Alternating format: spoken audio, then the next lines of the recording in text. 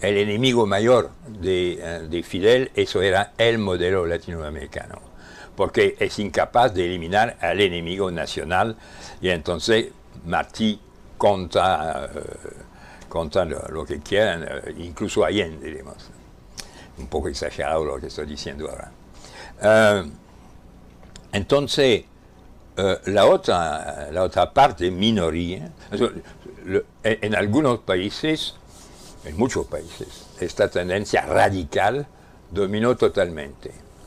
En ciudades como Buenos Aires o Caracas, era una dominación casi total de esta visión radical. Hubo mucho de eso en México, hubo mucho de eso en el Perú, también en Chile, etc. Y entonces, este continente, durante 30 años o 40 años, fue incapaz de organizar cualquier acción, porque la idea era que la dominación era tan total que no se podía hacer nada, se podía, digamos, luchar, es decir, concretamente, jóvenes de clase media urbana, estudiantes, iban a un lugar cualquiera en el campo, del cual no sabían nada, y intentaban hacer así un escándalo, destruir elementos del Estado, etc., con resultados siempre negativos, siempre negativos. Eso se ha visto. Ustedes pueden imaginar casi todos los países que han tenido de estos movimientos, desde Uruguay hasta el Perú, cosas muy diferentes. Este tipo de situación fue también identificado a un odio, una desconfianza profunda, un odio a todo lo que es subjetivo, porque lo que es subjetivo es creado, dominado por el sistema. Tomemos un ejemplo no de tipo directamente político. Los americanos, ingleses, básicamente los americanos,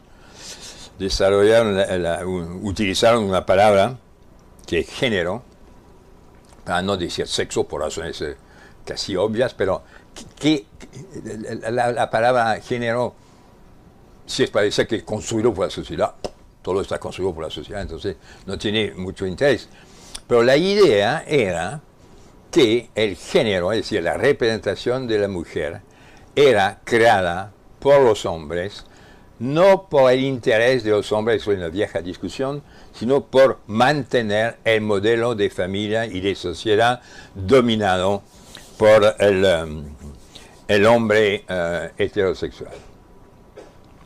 Entonces, hay que suprimir, cuando hay gente que dice, es un gran progreso hablar de género. No, es un malentendido. La primera cosa que hay que hacer es destruir el género. Mejor volver al sexo y transformar el sexo en otro tipo de sexualidad o otro tipo de vida social. Entonces, hubo realmente durante un periodo muy largo, eso es una hipótesis mía, que digamos, entre las dos sociedades, industrial, postindustrial, etc., hubo un periodo de vacío voluntario, de incapacidad, digamos, el modelo, digamos, obrero, del movimiento obrero, no murió, se suicidó, lo que es bastante distinto. Y algunos se suicidaron más concretamente, con acciones terroristas, etc. Entonces, me parece importante pensar que no hay un pasaje directo del mundo industrial al mundo postindustrial, digamos, por el momento, por lo menos a nivel de la conciencia y de la acción. Hay un vacío enorme, y eso es fundamental. Ahora, hay que volver atrás, no adelante. Digamos, lo que hay antes del vacío es la sociedad industrial, son una serie de movimientos obreros, municipales, anticoloniales, también ya en algunos países de defensa de las mujeres, básicamente en Inglaterra, también en Estados Unidos, porque la primera reunión feminista se hizo en Londres con mujeres norteamericanas durante la Guerra Civil Americana. Entonces, ahí sí estamos intentando de definir el paradigma industrial. Tenemos que parar un minuto para dar un análisis de lo que significa utilizar esta palabra paradigma. La manera más sencilla de explicarlo es decir que las sociedades no son totalmente distintas, porque no hay ninguna manera de entender la realidad social si cada ser humano es diferente, totalmente diferente de los demás. Pero también no son solamente etapas en una transformación histórica, en un proceso de modernización. Hay, y eso yo diría que es la visión generalmente aceptada hoy, cada sociedad tiene un factor objetivo determinante, pero no es nunca el mismo. Hay sociedades, la pregunta no es la religión manda, la economía manda, la tecnología manda. Sí y no, señor. En algunos casos hay realmente sociedades dominadas por la religión, por la estructura familiar, por la tecnología, por la organización económica, por las relaciones de clase, por la guerra y las relaciones de tipo militar. Entonces el problema es saber cuándo, cómo un elemento de la sociedad juega el papel central. Y para nosotros, estudiando la sociedad industrial, no es muy complicado, es bien divertido, porque nosotros hemos hablado de los temas sociales en términos sociales durante menos de 2 siglos. Menos de 2 siglos. Hace mucho tiempo se hablaba en términos religiosos o en términos de comunidad, la tradición. Bueno, pero después, cuando muere Dios, como dice Nietzsche, hubo una idea adoptada por todos en el mundo occidental, que la unidad, el factor dominante es el Estado. El inventor de esta sociología, que es la sociología, digamos, premoderna, si uno quiere hablar así, es evidentemente Machiavelli, y hasta desde Machiavelli y los otros de su generación, y después los dos grandes de esta sociología política de la sociedad, es decir, Hobbes por un lado y Rousseau por el otro lado, ellos dicen todo es la desorganización, la guerra de todos contra todos. Entonces hay que imponer un poder político que permita vivir sin masacre permanente. ¿Cuál es el vocabulario de esta gente? Eso duró hasta, evidentemente, la Revolución Francesa, que es típicamente política, y hasta, yo diría, Tocqueville, que todavía pertenece a eso, y Stuart Mill en su juventud todavía, y después pasó a estudiar sociedad con términos sociales, especialmente de género.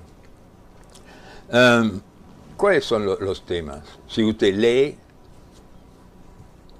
orden, desorden, violencia, ley,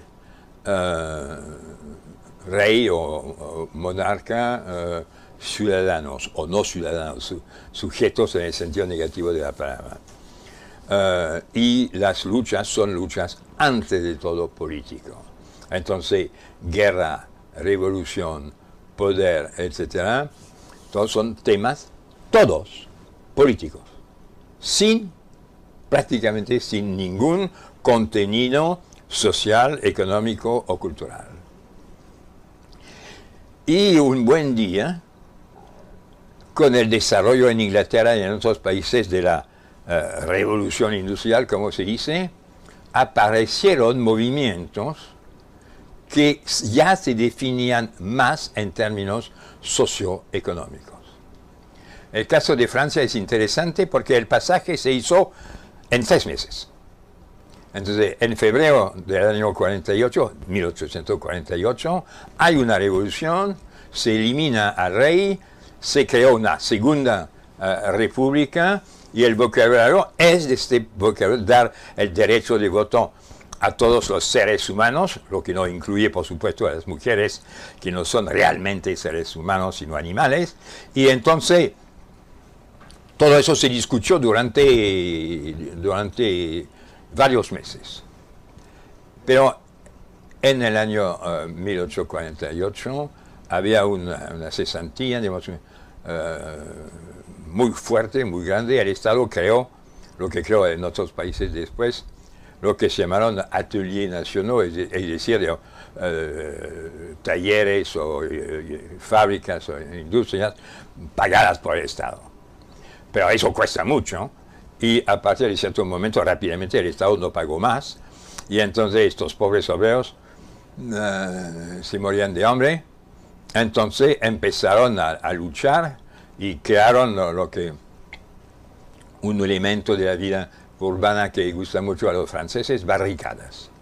Y en estas barricadas, junio del 1848, defendían los derechos sociales de los obreros y de todos los trabajadores. Y entonces se empezó a hablar de capital, sindicato, movimiento socialista, comunista, anarquista, etc. Y también leyes sociales, socialdemocracia, todo el vocabulario del siglo XIX, que es un vocabulario que no es político, que es social. Y se habla más de clase que de ciudadanía. Y se habla más de objetivos, metas que son de tipo social, como crear el colectivismo contra el individualismo, etc. Bueno, entonces, ustedes ven que en Inglaterra empezó un poco antes, con si ustedes se acuerdan de esos detalles, el chartismo en los años 40, donde hay, como en Francia, como en otros países, una mezcla durante un periodo de temas políticos y de temas socioeconómicos. Entonces, lo que digo, que no me parece muy revolucionario, pero que es interesante, es que después de un mes y medio de lenguaje social sobre lo social se exprimía, se decía, se describía, se explicaba en términos sociales. Y eso evidentemente es el momento central de la sociología. Porque si usted explica lo social por lo social, y ustedes se dan cuenta que escuchando esta frase, es la declaración central de Durkheim, creando la sociología real. Es decir, que lo social tiene que ser explicado por lo social, no por lo económico, por lo ideológico, por lo religioso, etc. Y entonces, tenemos esta situación desde el comienzo, digamos, de la vida de Durkheim hasta el momento final de la gran influencia de Parsons en los Estados Unidos y en el mundo entero, después de la Segunda Guerra Mundial, y el derrumbe de este sistema que tuvo realmente